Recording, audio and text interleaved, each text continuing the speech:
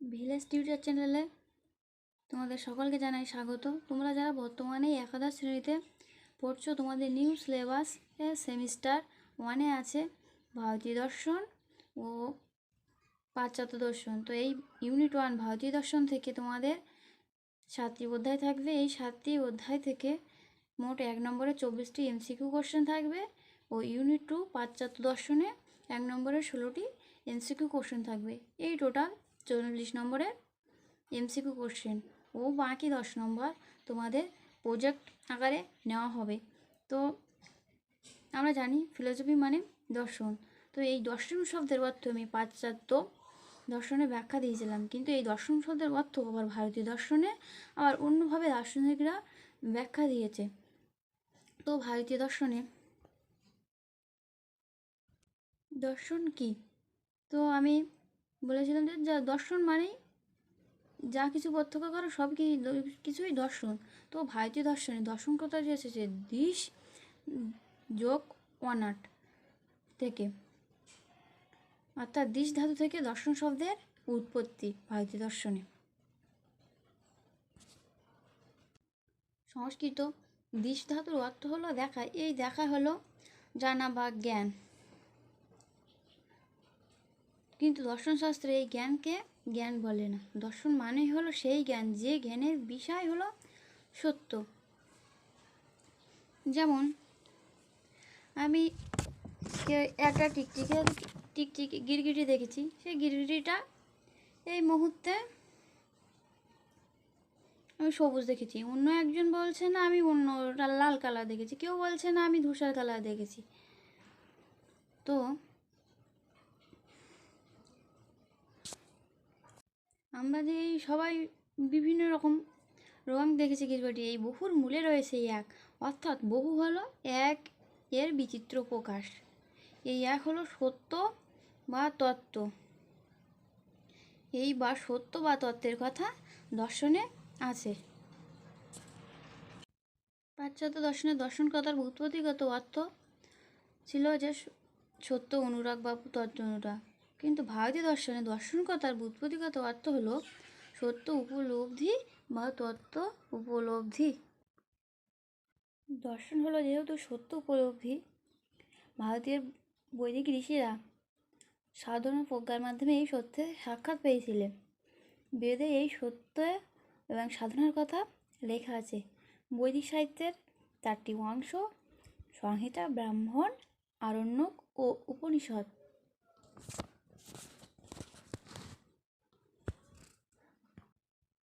আমি একটু আগেই বলেছি যে গিরগিটি যে বহু মানুষ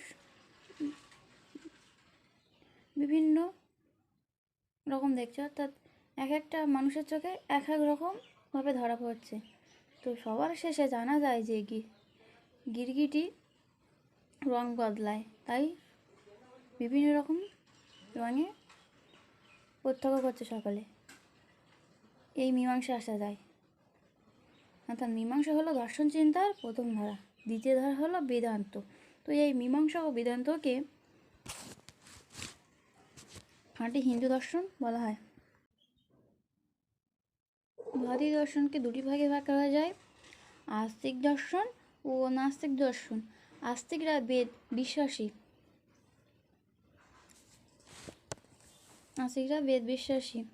এবং নাস্তিকরা বেদ বিমুখ,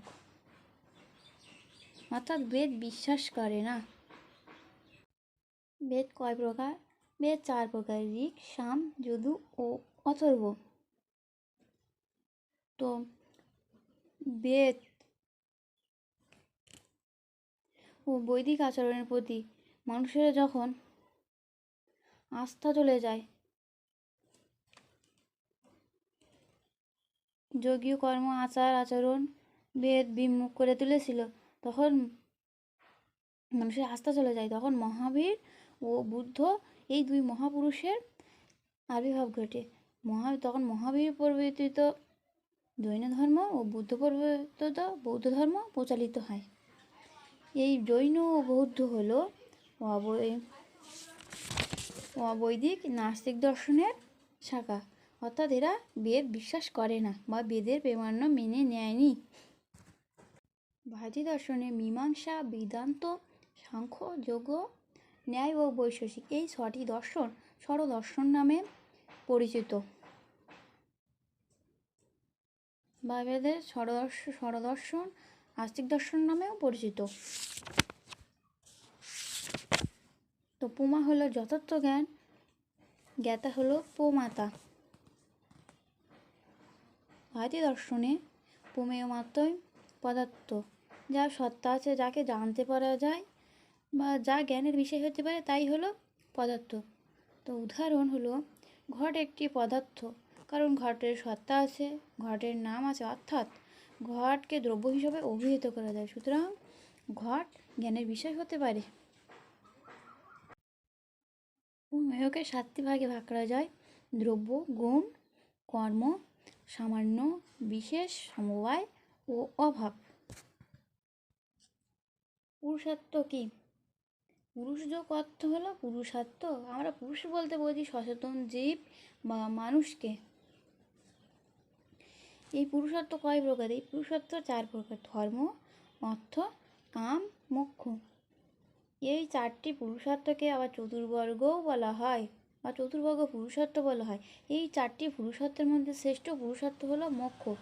তো আমরা জানি মোক্ষ মানে মুক্তি, অর্থাৎ জন্ম, দুঃখ এবং পুনর্জন্মের বন্ধন থেকে মুক্তি হলো মোক্ষ। শরীর হলো আত্মার আশ্রয়, আত্মা অবিনশ্বর, নিত্য। ক্ষিতি ও তেজ, মরুত, বোম, এই 5টিকে বলা হয় পঞ্চভূত।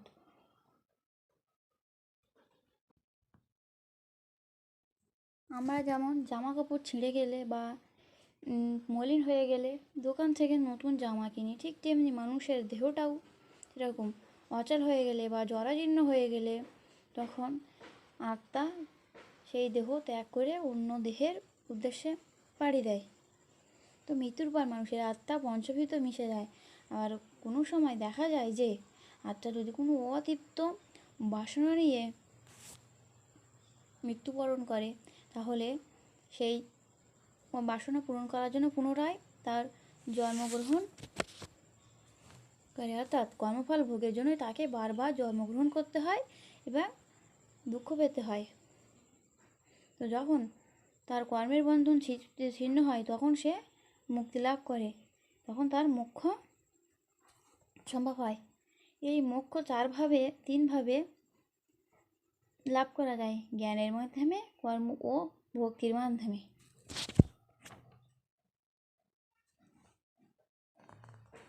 আত্মা যেহেতু নিত্য এবং শরীর অনিত্য, তাই আত্মা হলো প্রমাতা বা জ্ঞাতা ব্যক্তি। এবার আসা যাক প্রমা কি। প্রমা হলো জ্ঞান এবং যথার্থ জ্ঞান। জ্ঞান কয় প্রকার? 2 প্রকার: অনুভব ও স্মৃতি। তো প্রমা হলো বিপর্যয় শূন্য অনুভব বা ভ্রান্তি। যেমন মানুষ দড়িকে সাপ ভেবে ভুল করে, তো সেখানে সাপ নেই কিন্তু সাপের অনুভব হচ্ছে, এরই নাম বিপর্যয় বা ভ্রান্তি। প্রমা হলো নিঃসন্দিগ্ধ বা সংশয়শূন্য অনুভব। দূরে পাহাড়ে হয়তো দেখা যাচ্ছে ধূম, আবার মনে হচ্ছে যে না ঝুলি ঝড়। যদি এই সম্পর্কে সংশয় থাকে, তখন যে অনুভব হয় তখন তাকে প্রমা বলা যায় না। আজকের আলোচনা এইটুকুই। তো এরপরে আমি এই টপিক থেকে যেসব ছোট কোশ্চেন আসবে এমসিকিউ, তার কিছু আলোচনা করছি। তো দর্শন শব্দের ব্যুৎপত্তিগত অর্থ হলো, এটি ভারতীয় দর্শনে প্রত্যক্ষ করা বা দেখা, সত্য অনুরাগ, সে তত্ত্ব উপলব্ধি, নাটি যথার্থ জ্ঞান। তো ভারতীয় দর্শনে দর্শন কথার ব্যুৎপত্তিগত অর্থ হলো তত্ত্ব উপলব্ধি। 2. বেদের শব্দের অর্থ কী? অপশন এ জ্ঞান, বি যজ্ঞ, সি মন্ত্র, ডি ব্রহ্ম। তো বেদ শব্দের অর্থ হলো জ্ঞান। 3 নম্বর কোশ্চেন, বৈদিক বা আস্তিক দর্শন হলো ড্যাশটি? অপশন এ 2, বি 4, সি 6 ও ডি 8। তো বৈদিক দর্শন বা আস্তিক দর্শন হলো 4টি, 2টি। অবৈদিক বা নাস্তিক দর্শন হলো ড্যাশটি, অপশান এ 2টি, বি 3টি, সি 5টি, ডি 6টি। তো অবৈদিক বা নাস্তিক দর্শন হলো এ 2টি। পরম পুরুষত্ব হলো কোনটি? এ ধর্ম, বি মোক্ষ, সি কাম, ডি মোক্ষ। তো সঠিক আনসার হলো ডি মোক্ষ। প্রমেয় হলো কি? এ দ্রব্য, বি জ্ঞান, সি জ্ঞাতা, ডি স্মৃতি। তো প্রমেয় হলো সি, অপশান সি জ্ঞাতা। প্রমাণ ড্যাশ হলো প্রমাণ, অপশান এ করণ, বি কারণ, সি উত্তর, ডি সন্নিকর্ষণ। তো রাইট অ্যান্সার অপশান এ। বেদ কয় প্রকার? Option A 1, B 2, C 6, D 4। তো রাইট অ্যান্সার অপশান ডি। তো আমরা জানি বেদ 4 প্রকার। তো 4টি বেদের নাম কি কি? ঋক, সাম, যদু ও অথর্ব। 9 নম্বর কোশ্চেন, পুরুষার্থ কি? মানব জীবনের পরম লক্ষ্য হলো পুরুষার্থ। পুরুষার্থ কয় প্রকার? যদি তোমাদের এমসিকিউ কোশ্চেন আসে তা তোমরা সঠিক আনসার দেবে 4 প্রকার।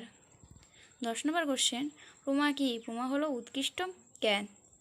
11 নম্বর প্রশ্ন, নাস্তিক দর্শন কি কি? উত্তর 4 ভাগ, জৈন ও বৌদ্ধ। আজকের আলোচনা এইটুকুই। আবার দেখাবে পরবর্তী কোনো ভিডিওতে। ভিডিওটি যদি ভালো লাগে তাহলে তোমরা কমেন্ট করে জানাতে ভুলবে না।